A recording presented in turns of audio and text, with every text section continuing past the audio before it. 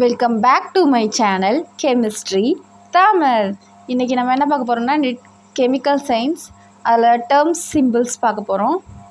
இந்த term symbols எப்படி கண்டுபிடிக்கிறதுக்கு இந்த ஃபார்முலா வச்சு இதை மெயினாக வச்சு நம்ம கண்டுபிடிக்கலாம். ஃபஸ்ட்டு ஸ்பின் வேல்யூன்றது n/2. நமக்கு கிடச்சிருக்க மெட்டலோட அன்பேர் எலக்ட்ரான் எவ்வளோ இருக்குதுன்னு பார்த்து அதை n/2 இது பண்ணணும். எனக்கு ஒரு அன்பேர் இருந்துச்சுன்னா n 1/2 போடணும். 2 அன்பேர் இருந்துச்சுன்னா 2/2 1 அந்த மாதிரி போகும்.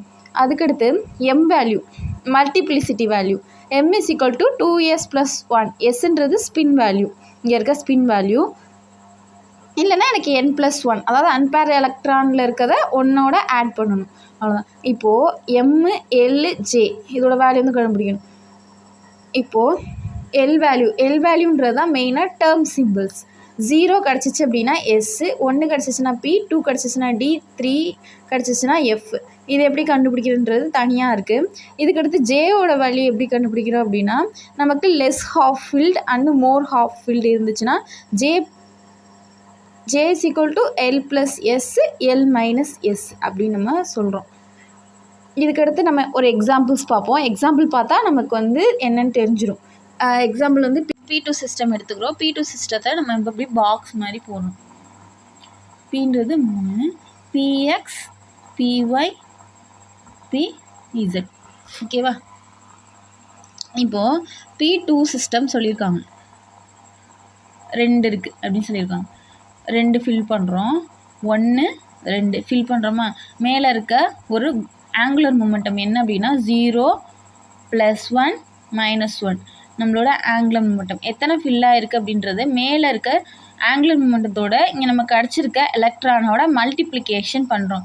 மல்டிப்ளிகேஷன் பண்ணால் என்ன வரும்? 1 × 1 1 அப்படின்னு வரும். இதை தான் நம்ம இந்த மல்டிப்ளிகேஷன் தான் நம்ம எல் வேல்யூ அப்படின்னு சொல்கிறோம். இப்போ நம்ம ஆல்ரெடி ஒரு வேல்யூ கண்டுபிடிச்சிருப்போமா? ஸ்டார்டிங்கில் ஒரு வேல்யூ, அந்த வேல்யூ இப்போ நம்ம பார்க்குறோம். என்ன பார்க்குறோம் அப்படின்னா எல்லோட வேல்யூ 1 நமக்கு கிடச்சிருக்கு. ஸோ நம்ம பீன்றது பின்னு நம்ம கண்டுபிடிச்சிட்டோம். எல்லோட வேல்யூ 1னால நம்ம இது பி அப்படின்னு நம்ம கண்டுபிடிச்சிட்டோம். அதுக்கடுத்து என்ன வேல்யூ கண்டுபிடிக்க போகிறோம்? எம்மோட வேல்யூ, மல்டிப்ளிசிட்டி வேல்யூ நம்ம கண்டுபிடிக்க போகிறோம். m = S 2s + 1. இங்கே S = ஸ்பின் எத்தனை அன்பேர் ஆஃப் எலக்ட்ரான் இருக்குது? 2 இருக்குது. 2 இருந்துச்சுன்னா n/2 போட்டோன்னா நமக்கு 1ன்னு கிடைக்கும். அப்போ 2 + 1 = 3. மல்டிப்ளிசிட்டி எனக்கு 3 கிடைக்குது. அடுத்து ஸ்பின்னு மல்டிப்ளிசிட்டி. இதுக்கடுத்து ஜே வேல்யூ நம்ம கண்டுபிடிக்க போகிறோம். ஜே வேல்யூ லெஸ் ஹாஃப் ஃபில்டாக இருக்குது. So J = L - S. இது ஃபுல்லாக ஃபில்லாக இருந்துச்சு அப்படின்னா, 2 ஃபில்லாவோ இல்லை இது ஃபுல்லாக இருந்துச்சுன்னா நம்ம மோர் ஹாஃப் ஃபில்லில் J + S ஃபார்முலா போடுறோம். J = L - S அந்த ஃபார்முலா போடுறோம். இப்போ எல்லோட வேல்யூ என்ன கிடச்சிருக்கு? எனக்கு 1 கிடச்சிருக்கு. 1 - எஸ்ஸோட வேல்யூ என்ன கிடச்சிருக்கு? 1. J = 0 எனக்கு கிடைக்குது. இதை வச்சு நான் டேர்ம் சிம்பிள், இதோட டேர்ம் சிம்பிள் P அப்படின்னு நான் கண்டுபிடிச்சிருக்கோம். P2 சிஸ்டம் அப்படின்னா செல், P செல், D செல், F இது மாதிரி செல்லு. ஆனால் எனக்கு கிடச்சிருக்க டேர்ம் சிம்பிள் P அப்படின்னு சொல்லணும். P அப்படின்னா பிரின்சிபல் அப்படின்னு சொல்லுவோம். அதோட டேர்ம். இப்போ மொத்தமாக ஃபார்முலா என்ன கொடுத்துருக்காங்க? M L × J. இப்போ எனக்கு கிடச்சிருக்க M வேல்யூ என்னது? 3 கிடச்சிருக்கு. ஸோ நான் 3 போடுறேன். L கிடச்சிருக்கிறது பிரின்சிபல் P கிடச்சிருக்கு, டேர்ம் சிம்பிள் P. எனக்கு J கிடச்ச வேல்யூ 0, அதனால் நான் போடவில்லை. 3 × P × 0 எனக்கு கிடச்சிருக்கு. இதுதான் டேர்ம் சிம்பிள்ஸ் அப்படின்னு சொல்கிறோம். டேர்ம் சிம்பிளில் காம்ப்ளெக்ஸ் எப்படி ஃபார்ம் ஆகுது அப்படின்னு பார்க்க போகிறோம். எக்ஸாம்பிள் Mn Cn6 3 - ஃபஸ்ட்டு இப்போ Mnக்கு ஆக்சிடேஷன் ஸ்டேட் கண்டுபிடிக்கணும்.